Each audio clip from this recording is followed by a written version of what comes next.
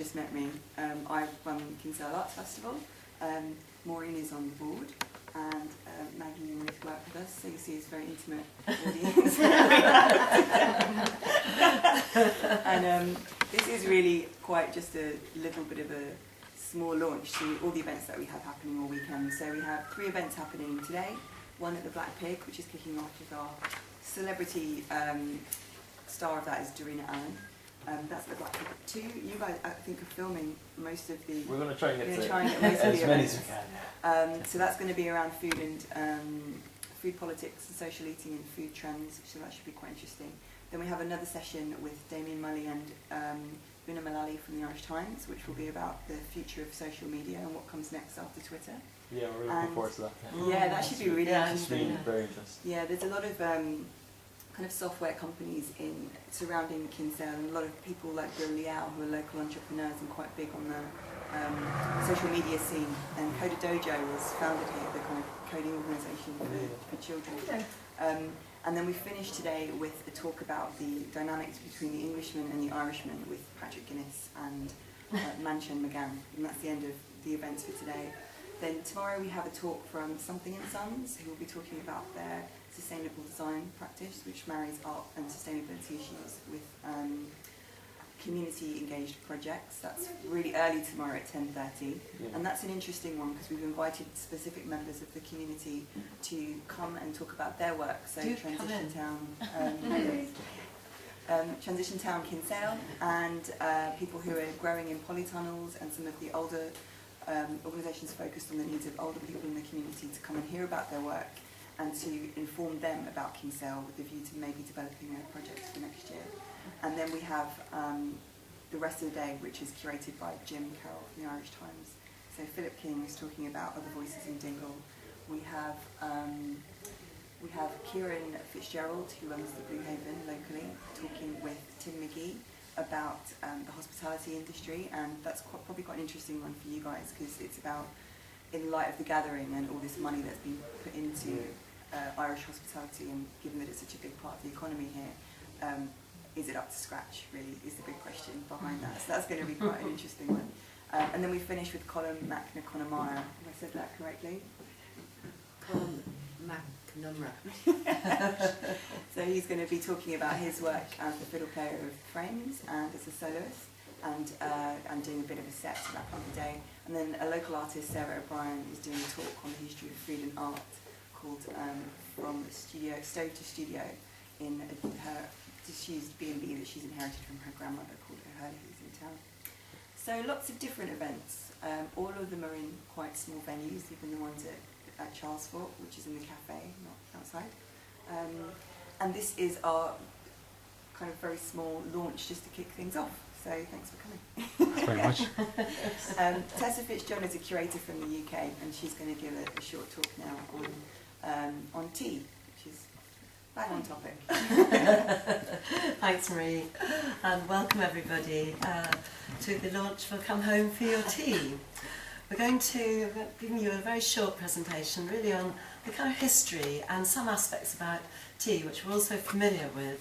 And as you can see, this is a saying from a Chinese philosopher in 733, and that's when China was the place that tea started. And there's a story. The story of tea begins in China, and according to legend, in 2700 BC, the Chinese emperor Shen Nung was sitting beneath a tree while his servant boiled drinking water, when some leaves from the tree blew into the water.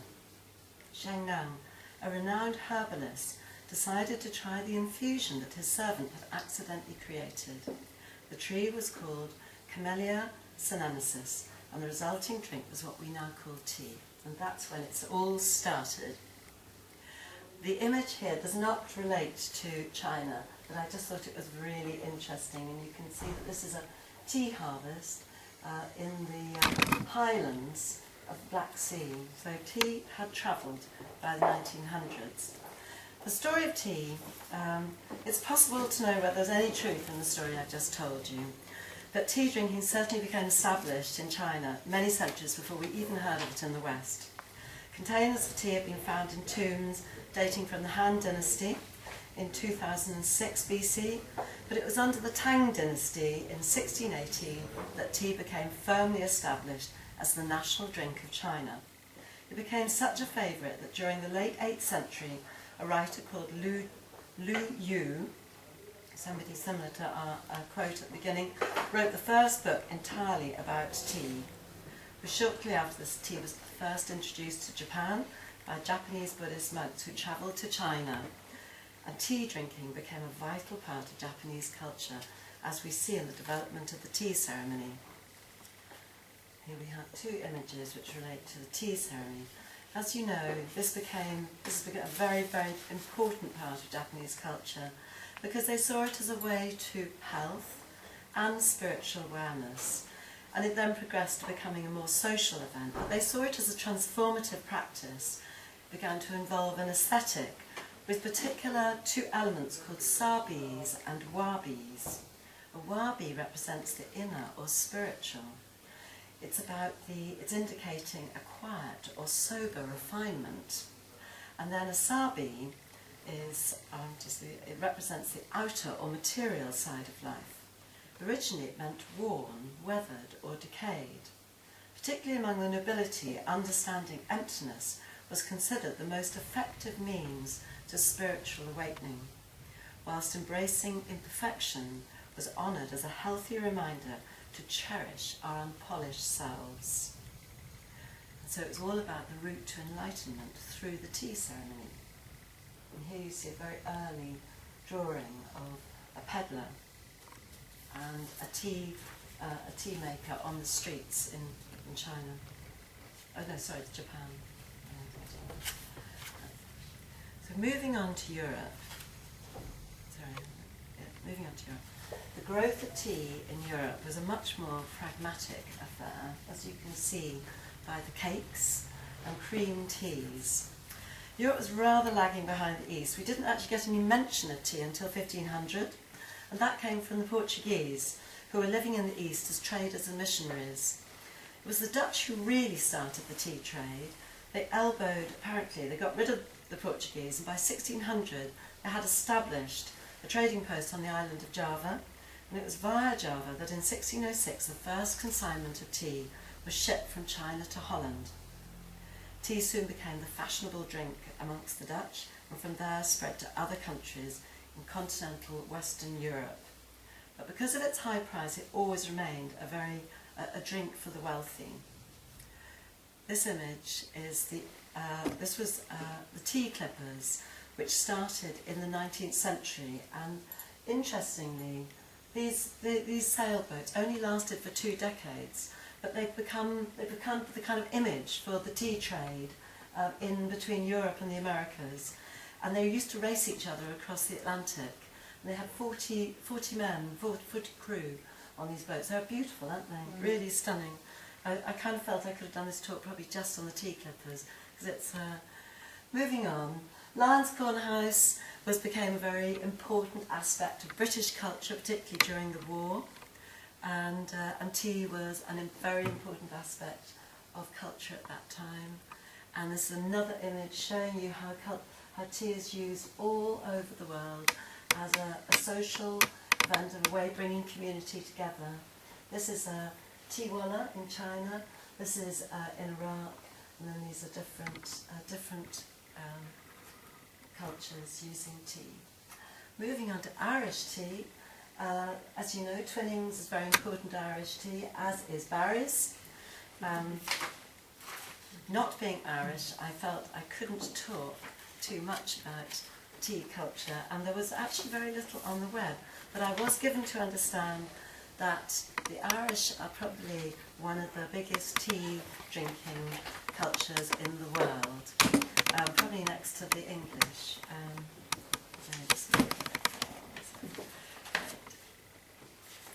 This is a wonderful tea. It comes from Darjeeling in India, and this is a tea brick.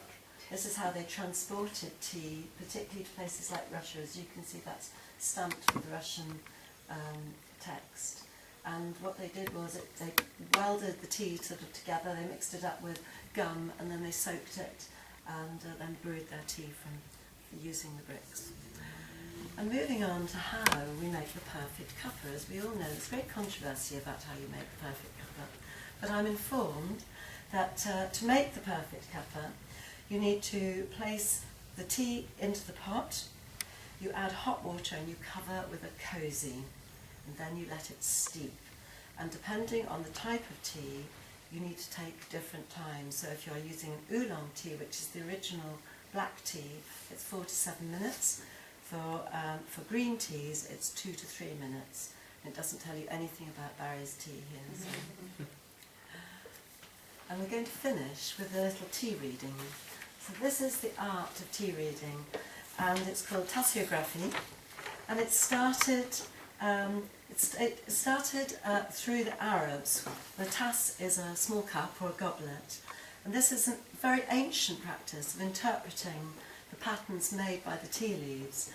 And people talk about it as a meditation. It's not about magic. It's really about the person or people taking time, sort of thoughtful reflection, to look at the tea leaves in their cup and then reading and interpreting the symbols that they see there. So I thought today we would actually have a little bit of fun and pour ourselves some cups of tea and have a go at reading our tea leaves. So if you're up for that, there's, as you can see, this is a cup with various symbols on it, and this is how you read your tea leaves. So start by steeping your tea and quietening your mind. So you don't need any music. You need to, breathe quietly and not talk, and sip your tea while you focus perhaps on how you're feeling that day and what the sort of, your current state of mind is. And some people say that you should kind of consider a question. So if there's a question in your mind about perhaps where you're going, state of your love life, who knows, whatever is important to you at that time, swirl it around 3 times, and then there's a bowl on the side there where you can throw away the excess water, and then we're going to look at the symbols, the shape of the tea leaves, and that's left. And I've got a little handout here that we're going to look at the shapes and do some readings from your teacup. So,